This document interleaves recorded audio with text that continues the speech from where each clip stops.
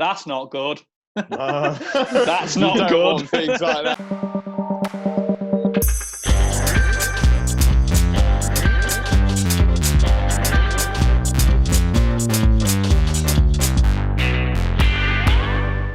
Hey guys, welcome back to the channel Front Row Seats. Today we're doing a recap of the weekend's fixtures. There's a Bundesliga return for the first time in a while.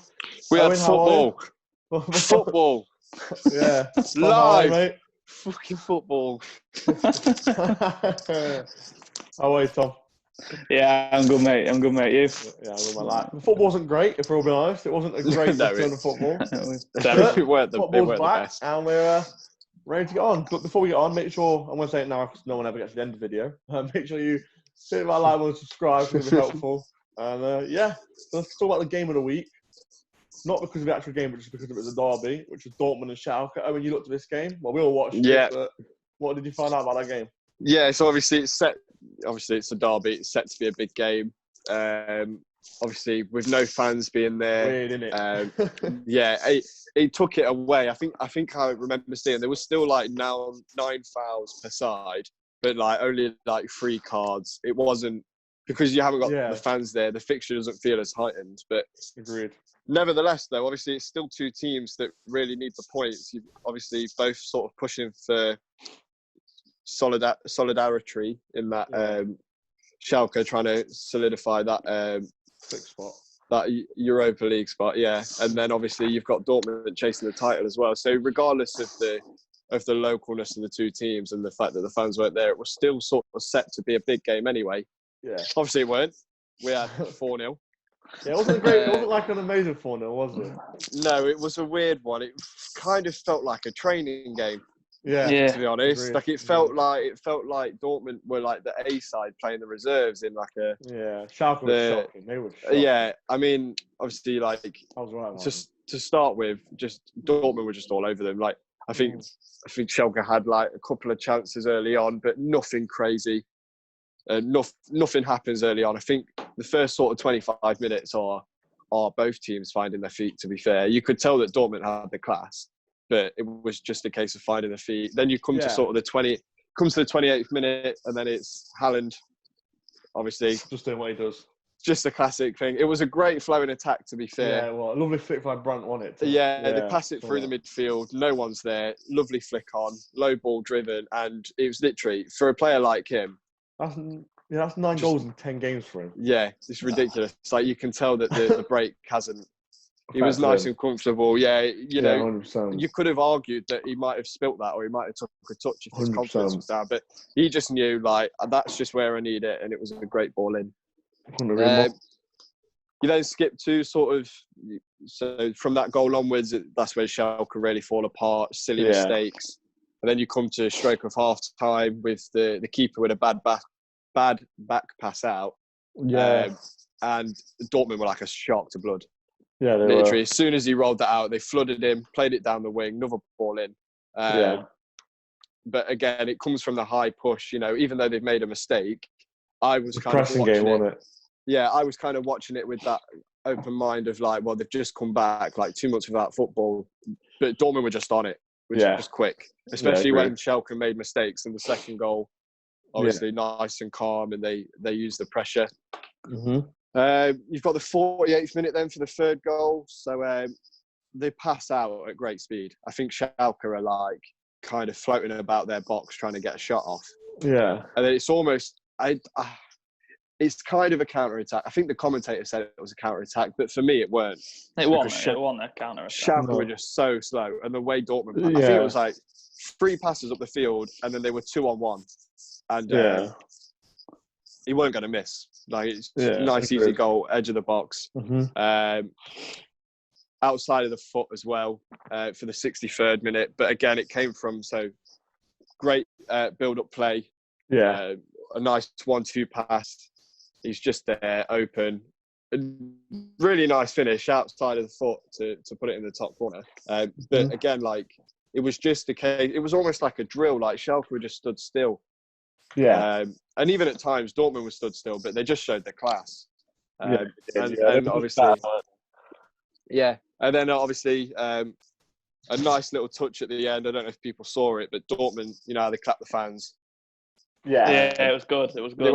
They went and clapped the stands, which for me, I thought, yeah, because obviously what I thought about it was if like mental state, my biggest concern for Dortmund coming into this game and for the rest of the games from now was they're gonna find it difficult to deal with the fans not being there. But 100%, yeah. I feel like they're kind of trying to just treat it as normal and like clapping their fans was something they did. So it's kind of like a psychological thing, like just keep playing like they're there. But they were just all over Schalke. Schalke just weren't switched on. And credit to Dortmund because the way they played and passed the ball about was great. Yeah, they were very clinical as well. Like their actual numbers, 0.34, so very good. Yeah. I think it'd be more understandable if Dortmund won 4-0 against, I don't know, like Paderborn or something. You could probably understand the way that they play that way. But Schalke to play that way was quite weird considering they're sixth. They're still pushing in European places. So I found it a bit of a weird tactic they had, or they just weren't on it. Yeah. You could just tell. For me, it felt like Schalke hadn't prepared themselves properly. Like, hadn't not at prepared all. themselves enough. No, Whereas Dortmund, it's almost like Dortmund took a step back and went, right, no, this is clinical now, because if we're not switched on going into this first game, we're gonna do what Schalke did. Exactly. Well, obviously Dortmund closed the gap for about 24 hours and Bayern for 1 point. But obviously Bayern didn't. Bayern won 2-0 against Berlin. I watched this game, but Tom, you're going to talk about it. What happened? Yeah, I watched the game as well. It was a bit of a weird game, to be fair. Berlin were unlucky, I thought. I thought Berlin were lucky. Berlin, like, they started the better side. Agreed. In the first 10 minutes, they had a really good chance at the start. They probably should have put away, I felt. Yeah, I agree. Then I think that just shows the class of Bayern. How I felt the moment they had that chance, I think it was 7th minute. From then on, not a chance. They just switched it on, and I think from watching the game, I felt the tactics, like Union Berlin set up with a 3-4-3, Dortmund Munich set up with a 4-2-3-1. They just the way they set up just nullified any sort of attack, especially having the two holding midfielders really sort of limited their attacking chances. Because when they were defending, when Munich were defending, they were effectively playing a back six and stopping every chance. And I think that pretty much just stopped any sort of chance there. And then obviously Lewandowski got the penalty in the 40th minute. It was a penalty. I think I've seen people on Twitter say it wasn't a penalty. Yeah. It was a penalty. You can't not give it a penalty in that regard. They defended so well before that as well. Exactly. It was I think it was just a lapse in concentration, really. Yeah, it was. It really was. Really, I think when you sit down on whatever Monday morning they do and look at the game, they shouldn't have given away that penalty. No, but I think from obviously the goal went in the 40th minute, but from then on, Munich just didn't. They didn't really give him a sniff, to be honest with you. I mean, they had 68% possession. They only had 32, so there was a big possession difference. They just kept the ball and kept it. Yeah. And then the big thing when I found looking into this game was they had an 82.8% pass completion rate, whereas Union Berlin only had 66. Massive change in there. They just passed the ball about.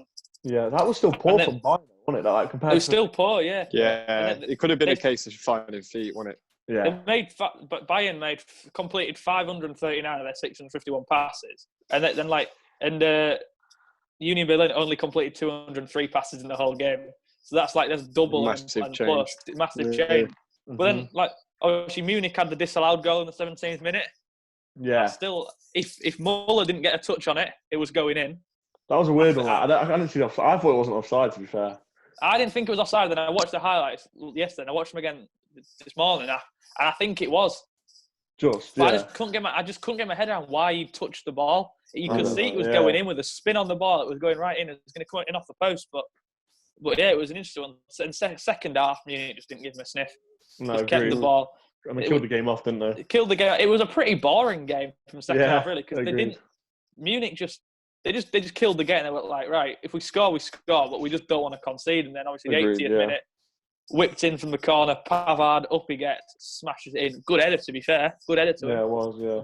Good goal. And then, but then they had a chance near the end of the game, did Union Berlin. They had a chance and they didn't take it. I mean, I didn't think it was going to mean anything, because I think if that happened, then Union would have just put 9 at the back and just sat behind the ball. But I think it was it was a weird game to watch because everybody Agreed. expected Munich to absolutely slaughter them, and they didn't. But then again, I think the game plan they obviously had was, I think, from a coach's point of view, was just to get the win, be solid. First game back, no fans. You don't know how it's going to be like. You don't know what the atmosphere is going to be like. You don't know how your players are going to play. Just make sure you get the goal, and then from getting a goal, just be solid. Yeah, but I expect in future games they're going to turn the heat up and turn it up even more. Yeah, absolutely. There was times in that game when they went on the attack, and you just saw the Munich of before the lockdown. You're thinking this could go could go big. But then watching that game, I think if Dortmund Munich's this week, isn't it? I think Dortmund Munich. So it's coming up. Dortmund Munich. It's not far off. It's coming up. That's going to be a serious game. Yeah. I was thinking about it this morning. Either both teams are just going to go all out attack and try and get it, or they're just going to be a bit of a chess match and just wait until one team makes a mistake and then counter, or just pick them apart. Yeah. But I think it was a weird game. Bayern won, obviously. I gave Goretzka man of the match. I thought he was really good at attacking midfield. I thought he was really good.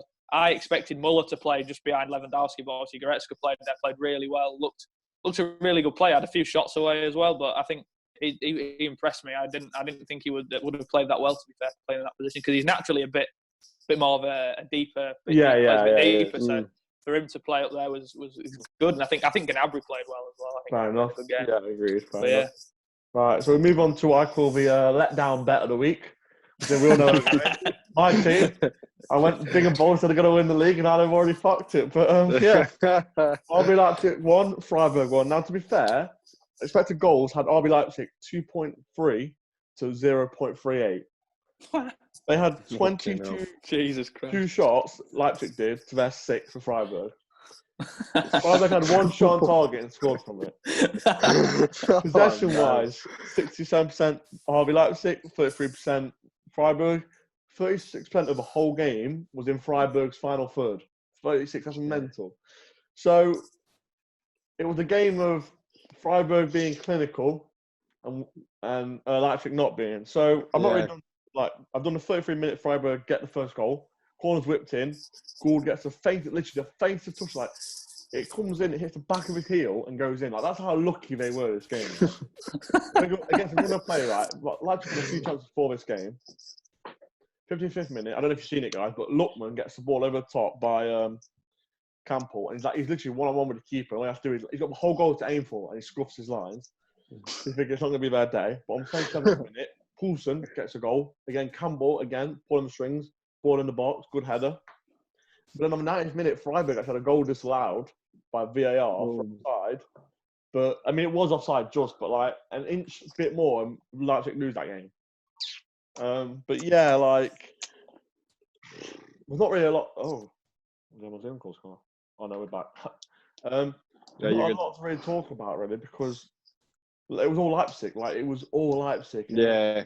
Find the back of the net. I mean, I've got a few man matches actually. Like Kevin Campbell, who had 2 shots, 2 key passes, an assist, and 92 passing accuracy, with 2 successful dribbles, 2 tackles, and 2 interceptions. So an unreal performance in midfield. He's a player, though. I don't think he gets the credit he deserves. He's a serious player. Serious player. And then, but then I also did man of the match for Freiburg, because obviously they defended like mad. Like their keeper, Alexander Sholov, I think how you pronounce it, made 7 saves. Yeah, and that's not easy to come out of 2 weeks. If you think about a keeper, you can't. What can you do around the house to train your reactions? There's not a great deal. Like a lot of keeper training, you need someone blasted up all it is like that. 100%. And another player I highlighted as well, who had a fantastic game, I thought, was Manuel Gould, who obviously scored the goal, but he also got 3 tackles, 1 interception, and 4 clearances, and average just 7.9 on who scored. So it was one of them games where it was another day I think Leipzig win that. The XG backed that up. They had so many chances, clear-cut chances, that just couldn't find the back of it. Werner wasn't on fire. Lookman wasn't on fire.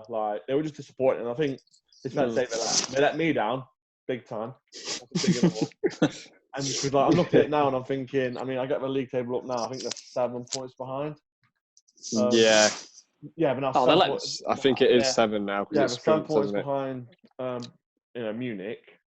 And there's no way they're going to come back. I don't think anyway, because Munich have to lose 3 games basically. Do you know what I mean? Yeah, so it's going to be tough. So, it could happen. It could happen, but I'm a bit gutted. But then again, I don't think they deserve the draw. Does that make sense? I think you've got to expect teams to start off really slowly. To be fair, for the 2-month period. I mean, unless you buy Munich, unless you buy Munich or Dortmund, but teams. I think you've got to expect teams to be a little bit tentative for the first 2 or 3 games. And then once they've played in front of no crowd in actual game rather than practice matches, then you might get a little bit more out of them. But I think it's going to be a slow start. And you've got to think about it as well. Is that I was going to speak about it at the end anyway, but like while we're on the topic, like not just as a team is it going to be difficult, but as an individual, like as a player mentally. I remember seeing like the Dortmund ball boys had to get balls out of like bags so that they weren't like touching them with their hands or something like that. And like the bench was sat 2 meters apart, and it's like that's weird. I don't get. We was on about that. Stupid. Yeah, me and Tom the bench is sat 2 meters apart, but then when you're warming up, you're all warming up together. I'm like, oh yeah, great. Or like you can't celebrate when you score, but you can stand next to each other on a wall. No, you can celebrate. You can celebrate. That's the thing. Can you? Can you? It's so Union. Not Union, but Hertha Berlin, they won 3-0, I think. Yeah, they celebrated and they got over. But the German, because I saw it, the German, like the footballing governing body, they advised not to celebrate. They haven't enforced it. Right, you're right. Okay, their manager came out and was like, "We've been tested so many times in the last couple of weeks. I don't really care what they do." I was like, "Yeah, fair enough." But it's just like mentally for a player, like that's so weird. Yeah, that's weird. Like to look it's at hard, because if you're on the bench, you're talking.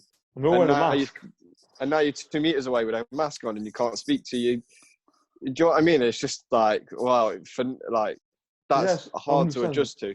And in some games, they've had to put them on the stand because there's not the benches aren't big enough. There's not enough space. Yeah. But I agree though. I think it's hard for the players to self-motivate themselves because, if you're playing 100%. In front of the crowd and the energy of the atmosphere when you're warming up will get you going. And like when you're coming in on the team bus, like Dortmund, when they come in, the crowd are still outside and watching them come in. And the Dortmund came in on 3 separate buses for social distancing. Like but then you get changed in the changing room together. I mean, it's like if you're gonna stick with it all the way. Like, it's all the tweets that come out this weekend are like, "Is this how the Premier League is going to look?" And you're like, "Please no." Yeah. No, but agreed. But we'll get back into football because I think we're all fed up talking about COVID-19. But so here's the next game. Tommy, you studied this one. Frankfurt 1, Mönchengladbach 3.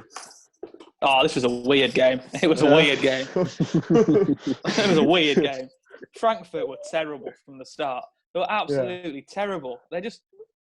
I watched the game. I watched the first half fully, and then I watched the second half in bits. First 20 minutes for that match. Frankfurt, they didn't have a clue. I don't know if they were. Obviously this Mönchengladbach scored after 37 seconds. Like that's not great for defensively. No, and it was really good. It was a really good bit of build-up play. It was throw in from the left, passed it through the middle, out to the right, lobbed it over the top to the lad at number 10, played it back across to player, just slotted it in. Good finish considering he was falling over. So that was a really good goal. But Frankfurt, they just weren't switched on. Fair enough, 37 seconds in.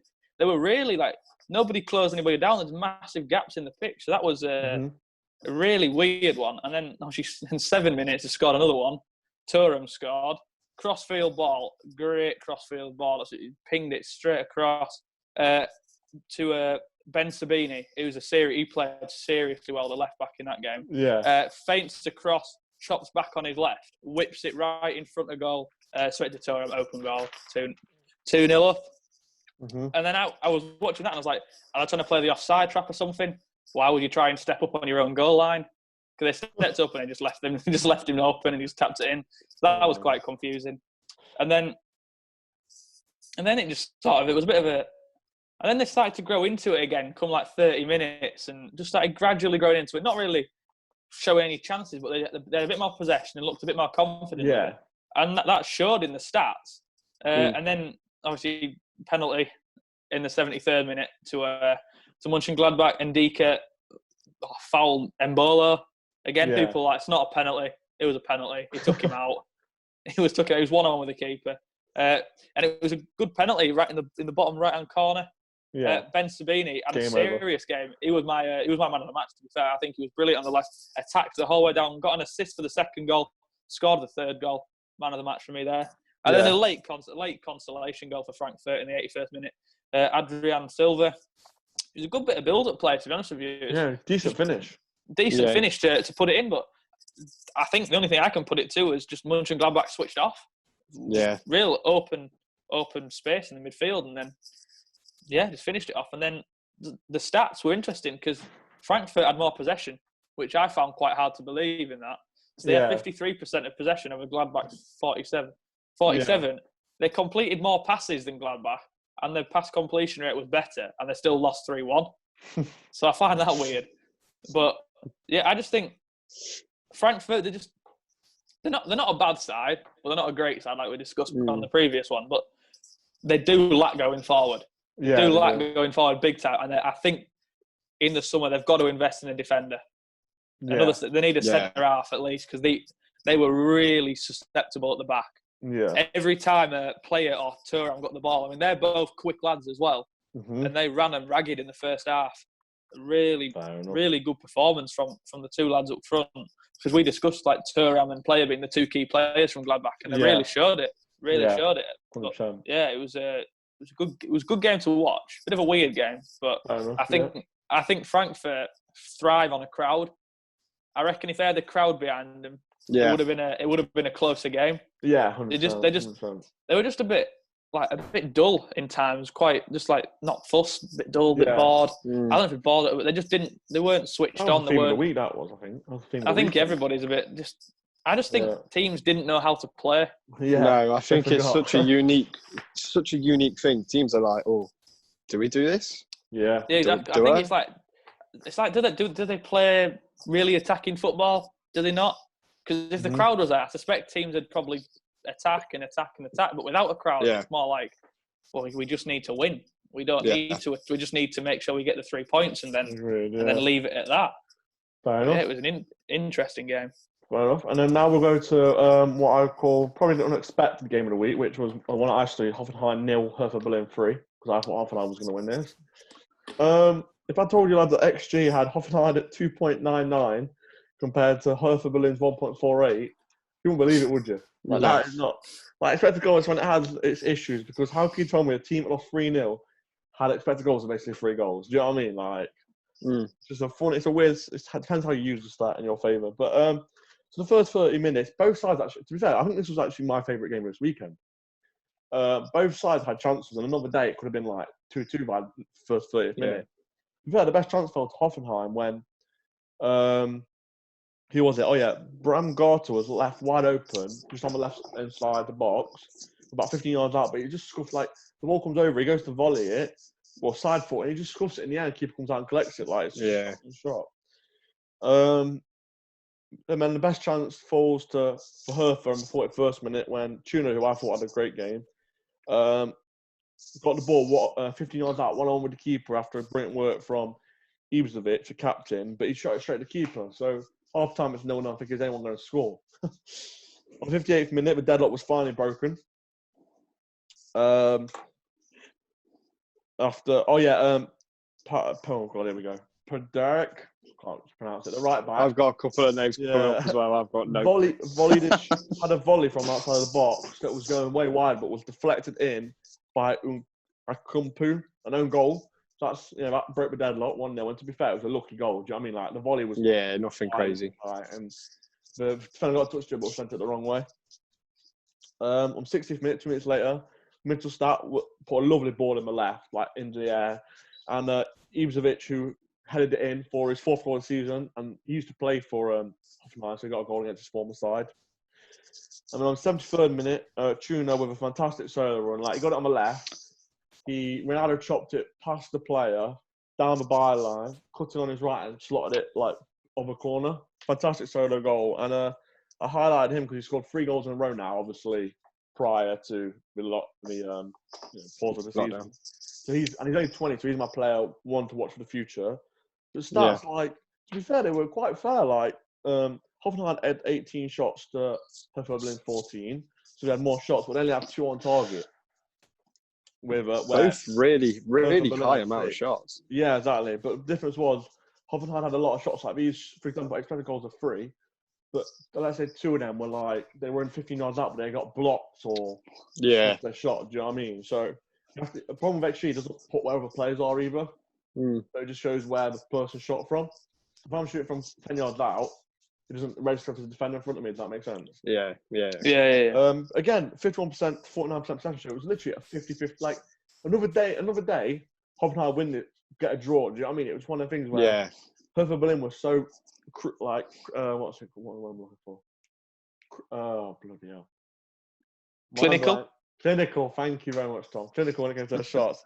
But man of the match, I got Valdad Ibezic, I believe that's right. 3 shots, 2 on target, 1 goal, 2 key passes, and has a 91% passing rate for a striker, which is not too bad to be fair. But yeah, Hertha Berlin came out of the blocks, and to be fair, they were probably the team that impressed me the most this weekend. As in, like when it came, apart from Dortmund, obviously, but like when it came to like just being on the ball. Do you know what I mean? Yeah. So yeah, Hertha Berlin were very good for their money. So we'll go to the next game, home. Augsburg 1, Wolfsburg 2. Yeah. Again, really weird fixture. Good game to watch, but like really weird fixture. So obviously going into the game, it's like it's a lot more relaxed than a lot of other games. Both sides are like really sort of solid in their positions. They're not quite clear. They're not. I think it's like they're 3 or 4 points clear or 3 or 4 points off where they need to be if you're Wolfsburg. So it's not the end of the world, which either way this fixture goes. But both teams obviously want to come out and hit the ground running. Finishes 2-1 to Wolfsburg. I think it was harsh. There was some shouts where I was like, we'll get into it as we go. There's a penalty in there and stuff like that. But start off the game sort of like midway through the first half. It's just your classic like players don't know where they need to be. Yeah. Players are really slow, which is understandable. Yeah, because like players are getting the ball and taking 2 or 3 seconds because they're like looking for a pass, and it's kind of like, oh wait, yeah, shit, we're playing football now. We're on the field, and it's like kind of hasn't registered yet. That was on both sides, so it starts off as really sort of even, just passing the ball around, players finding their feet for both sides. But as we progress through that sort of first 20 minutes, Wolfsburg really get into a flow. Yeah. Classic Wolfsburg, really high pressing. Anytime Augsburg had the ball, they were just on him straight away. I did notice that from the highlights.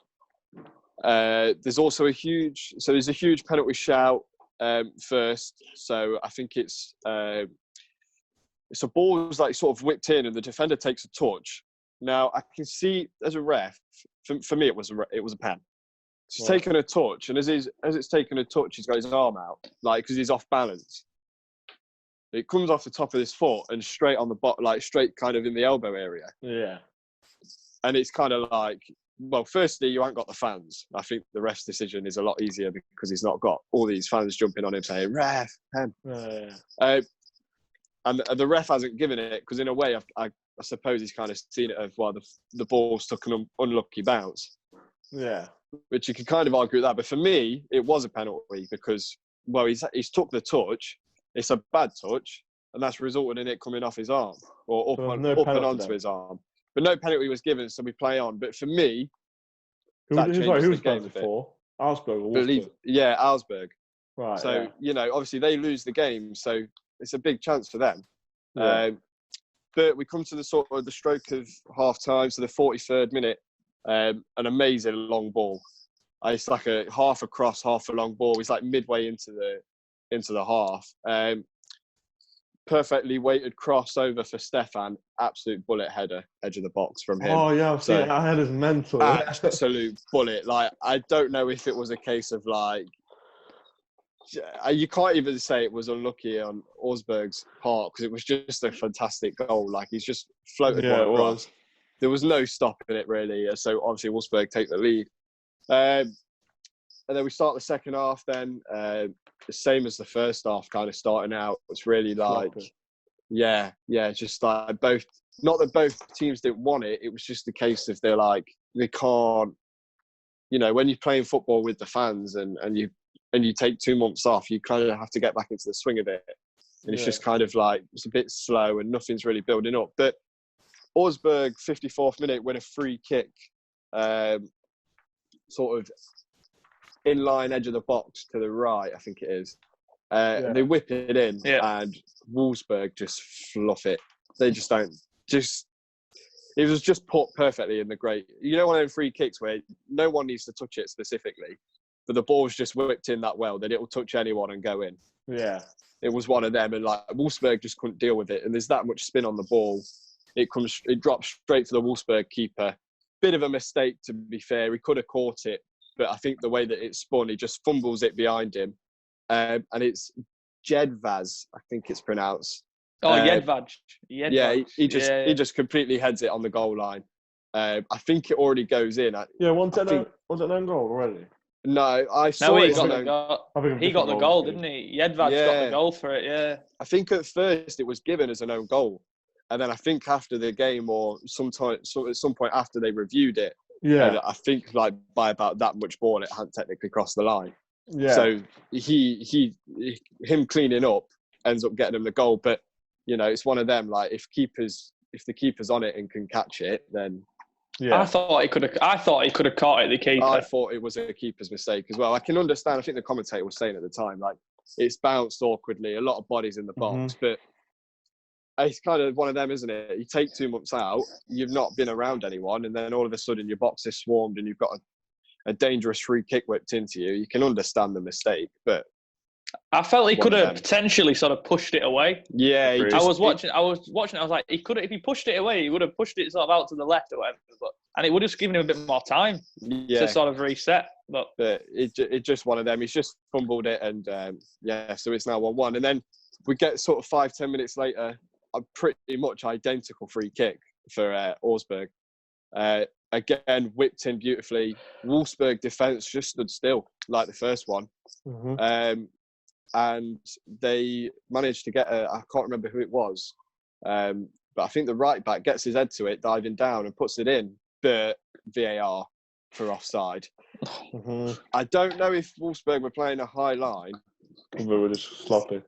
Or he just didn't have a clue of who was around him. It was really weird because at first I thought when they lined up for the free kick, I was like, yeah, Wolfsburg are playing a high line. But then they didn't move forward. So I was That's what I was like with loads of other teams this weekend. They'd so it's like move up. Yeah, so it's like, is that sloppy defending with the line because you're simply just not been playing and you're not used to it, or they have played this high line and not just ran. You could argue it that way, but I think the Augsburg player just didn't have a clue who was around him, thinking he's onside. He's a good metre off. If anything, Lino should have really seen it. Lino has absolutely bottled it big time. So it's a bloody job they had VAR. I don't know how the Lino didn't see it. He was way off. So we carry on there. Again after them free kicks.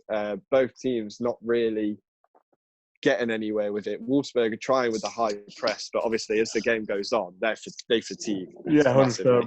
So the desire for the high press is there, but it's just not as clinical because they haven't got the legs for it. But we come to injury time, and I think it's Disnek. He pops up, so he gets a low driven cross, and it's the pace on it. Keeper gets a palm to it actually, but there's that much whip on the ball that he just kind of palms it into his feet, and he's just there at the back post. All he's got to do is put it in an empty net because the keeper's gambled and come out for it. So they've whipped it in on the right side. Nothing special with the build-up play, just a case of passing it round. But the cross was just perfect. It put the keeper in the position where I need to do something. Yeah. But he just simply didn't have the ability or the time to get down low enough and put a good clearance on it. So he's just palmed it into Gisnek and he's just put it away. But as the game as a whole, it was really tough. I don't think the result reflects the game. It was one of them, like, if you've got again, we'll say it about every game, but if you've got the fans there, it's completely different. If the players have got the fitness, it's completely different. There were silly mistakes on both sides, not just with the goals and the offside, but just seemed to be a lack of what's the word? Lack composure? Of composure, character. The desire was there. You could tell both teams wanted it and needed it, because they're in positions where they can either save themselves in Augsburg's position or Wolfsburg and carry on boosting up the table. But they just didn't have the edge. They didn't have the feet. They didn't have the fitness. It was just a funny old game. But Wolfsburg managed to clinch it at the end with a good goal.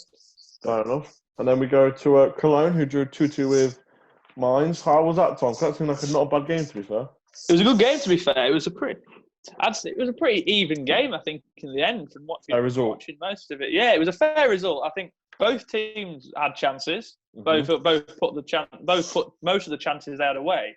But then both teams were sloppy as well throughout the game in the middle of the park. There was a lot of poor sort of decision making from both midfielders, just not picking up the passes or trying to like hoy it long over the top when it's just not worth it. But yeah, they both set up in a 4-2-3-1, so the formations are pretty similar. And yeah, 6th minute, penalty again to Cologne. Uth was brought down. It was a genuine push over, really. I saw that. Lovely touch and lovely control at the edge of the box. If he hadn't been pushed over, it was definitely going in. I had a feeling he was going to finish it, because if he'd taken it past the man, it was an easy shot one-on-one with the keeper. And then it was a good penalty from Uth again, put it right into the bottom corner again. I think he was a really good player. He played really well through that game. Mine should have scored in the 11th minute with a chance they had. Played across to the right, he shot, but just missed the target. Pulled it back, sort of 6-yard box. Could have easily slotted it away. There was one defender in front of him, but it was one of those chances where they pull it back. He just got a sort of first time side footed it into the net. But completely fluffed it. He went for power over accuracy, and if he took a little bit of power off it would have gone straight in. That was a really big mistake from him. But yeah, then the second Cologne goal was a great goal. It was Kynes who's just headed it in. It's come down the right. They've attacked down the right hand side at the start of the second half. Whipped it in, great ball, fizzed, quite a hard, fast cross in the air, quite low. And Kynes, who came on at half time, had a really good second half, has just bullet headed it into the net. Yeah. Keeper didn't have a chance. Keeper came out to try and claim it. I think halfway to try and come in to get it, realised he couldn't get it, so left a bit of an open goal at the far post, and Kynes just headed it in. It really, and then sort of second half, really, after some 53 minutes almost when they scored their second, mine stepped up really, and the comeback came on. They came back, and it was sort of a poor Cologne header for the first goal. Really, they've sort of on the left hand side, sort of left back, just chipped a ball up into their striker. Cologne have defended it, but it was a poor defensive header. Just played it straight back into number 10. It was driven with the ball, played it out to the right, and they just crossed it in and headed it in, and it was a bit of a pinball in the box. Yeah, and it's just gone in. But yeah, it was a really, really good goal from considering they'd just been given the ball on the off chance from a poor defensive header. Passed it out, ball in the box, and it's gone in. A bit sloppy because it was a bit of pinball in the box, but that striker's edge from Awoniyi, I think he's called. Not a clue how you pronounce his name. We're never gonna get him. Not a clue how you're gonna say his name. But yeah, it was a good reaction time finish from him, and he didn't have much to think about. And then second goal was a really good goal from solo goal, wasn't it? Solo goal. Yeah. But after watching it, I watched the highlight of that goal over and over again, and I've seen loads of people giving him credit. I'll give him credit because it's a good goal. But it was terrible defending. They've left a hole for him down the middle. He's picked it up, maybe 20, 25 yards out. If he picks it, drives a few yards forward, you can see him when he runs forward. He was looking for that pass. And then, so one of the centre halves has just moved out to the right, out to the left.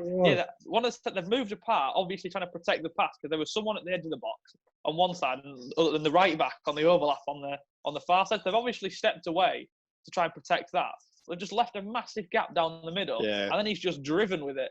And he really good for him because he's kept the ball, dribbled really fast, and really powerfully, and then just slotted it in. Really nice finish, because a lot of players would have tried to either dink it over the keepers. If the keepers come out to try and put him off, and he just slotted it around the outside into the bottom right corner.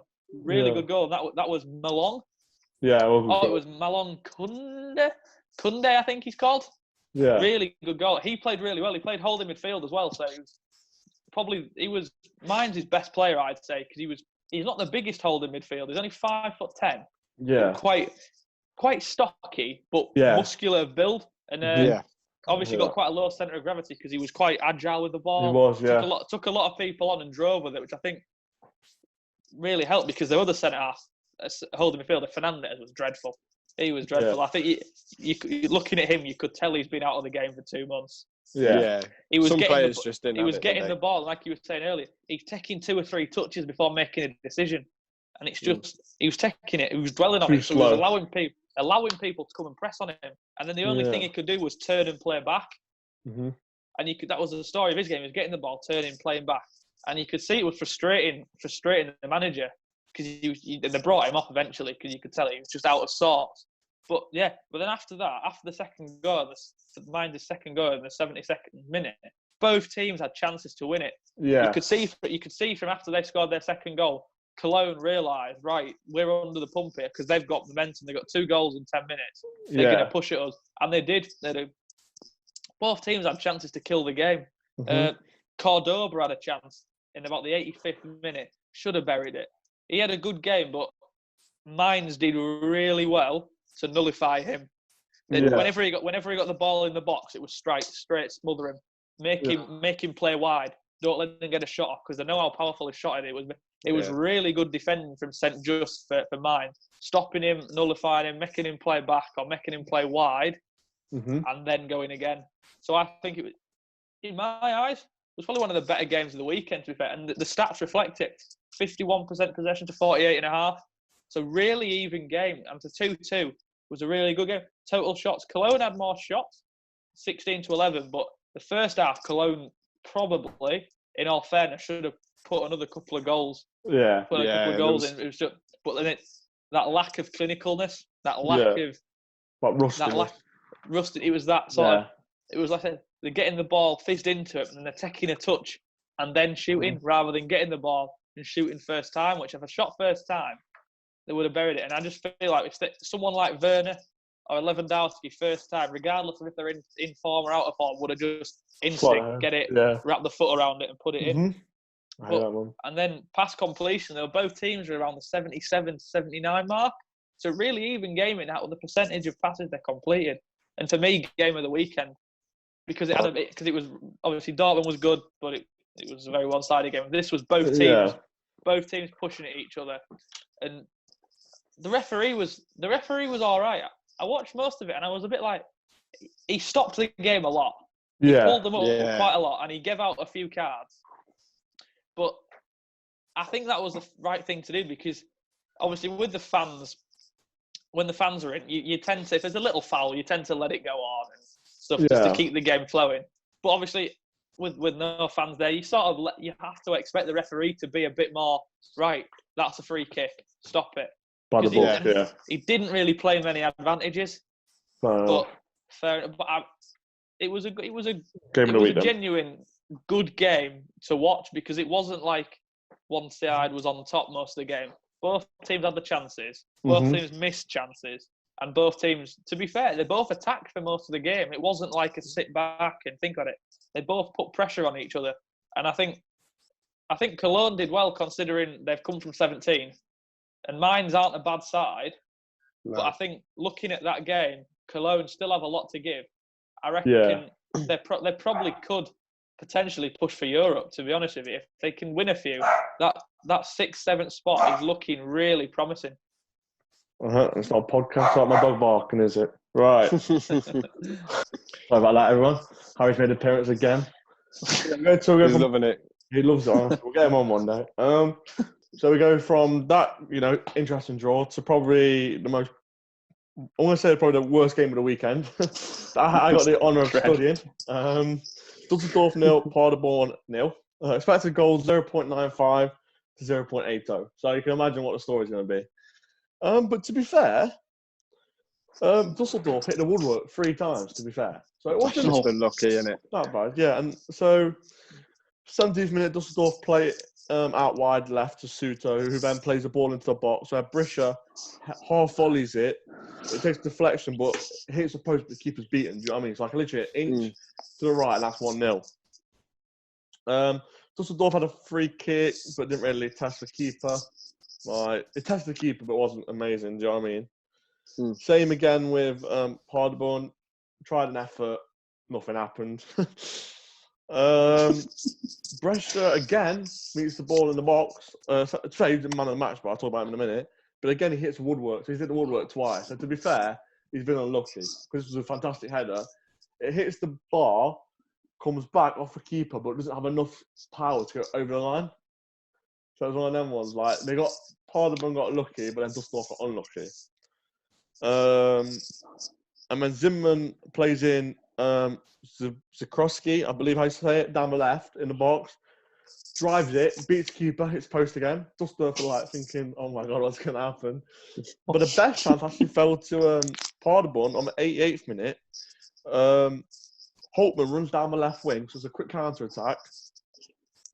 Plays the ball literally like, what I call this a perfect cross is when the keeper can't come to it, but so like the keeper can't come to it, but it's just in front of the goal. Yeah. And all he has to do, Ajay, is tap it in. And somehow, I don't know how, the worst miss of the weekend, he skies it. So let's do it, tap in. I don't know how he's done that. That is a York City finish for you right there. So the stats were 10-7 shots in Dusseldorf's favour. They both had 1 shot on target. That's it. 1 shot on target. That's dreadful. That is dreadful. 46 possession in favour of Dusseldorf, and 44% of the play was down the middle, like split the pitch into third, middle, third. So literally in the middle, 44% of the play was in the middle. So you can imagine how boring that game was. It's just a tough watch, isn't it? Yeah, it was for me, mate. It was. But man of the match for me has got to be Valen Brisha, who actually impressed me actually for Dusseldorf. He had 3 shots, he had 4 key passes. Obviously hit the post twice. He had an 85% passing completion. So with every negative is a silver lining, as we should say. But yeah, if you've not watched that game, don't bother watching the highlights. Just avoid. So we're filming this on Monday. Obviously, it's going out Monday, so it should be out about 3-4 o'clock Monday. So obviously, there's a game tonight, lads. That I think will be quite a good one actually. Werder Bremen, who sits second bottom against 5th place Bayern Leverkusen. Owen, just a quick prediction. What are you going for? I think Leverkusen are going to take it. I don't think it's going to be a big scoreline. I think it will be like a 2-1, 3-1 because these guys haven't played yet. Yeah. However, it really does. It really could be interesting because obviously both teams are still fighting for their season. Leverkusen fighting to get up into the Champions League spot, and obviously they're fighting to get out of that playoff spot for relegation. So it could actually end up being a really tasty affair, especially because these guys tonight have had the chance to watch all the games before that. Yeah. So they can kind of see, right, okay, this is the common trend. Let's not do that. Let's try and nip that in the butt. So we could actually, I'm going to say either 2-1 Leverkusen or 2-2. Oh, Tom, I think you're going to back your boys, aren't you? I'm going 4-0. 4-0. I just think Werder Bremen are crap. They're really bad. They are awful, to be fair. I was looking at the stats yesterday, and I was like, yeah, no wonder they sat down the bottom of the table. They have been dreadful. And Leverkusen, they got Volland and Havertz and all those. I'm going to forward. I'm going to go for a 3-0 win in favour of Leverkusen. Even though they're away from home, if they're away from home, it doesn't mean anything because there's no fans there, so it's not like it. No, it doesn't really count. I just love an underdog story, to be fair, but who doesn't? 100%. Well, guys, that rounds up our recap. I think, to be fair, we were glad football was back, weren't we, lads, at the end of the day? Yeah, it was good to watch. It was fresh. I think that was the key. It was weird. I think everyone found it weird, both fans and players, but it was something fresh over the last 2 months. I'm sick of watching replays of Forest Leeds or something like that. Yes. I need something fresh, and it was good to watch. Well, I think it's the future of football, isn't it? It's what's going to be like for the next for months. So you just got to do Yeah, it is. Yeah, I would be surprised if next season doesn't start how like this. Exactly. Like it could genuinely happen. So Agreed, we've got to get used to it. But 100%. I think it's fair to say that I think when I was talking to Owen, obviously it's hard to do football content. So I think this Friday we'll do another preview for this weekend's games. Obviously, Tom, I'm sure you'll be here again, won't you, mate? Oh, I'm always free. Don't worry. That's what I like to. We love a preview. Always free. That's what we love to hear. Well, guys, obviously, like I said at the start, if you've made it all the way to here, well done. You've done well. We can't give you out, but we can't give you out. But yeah, make sure you please hit that subscribe button. Honestly, it does help us out a lot. We hit 40 subscribers, Owen. Woo! Up the boys. Not bad. Cheers, Tom. Well, thanks to you, Tom, obviously. But yeah, no worries. Hit that like button. Tom's channel, Into Our Time, great channel, like I always said, will always be in the description below. But yeah, if you like this video, like the button, and we'll see you in the next one. Bye-bye.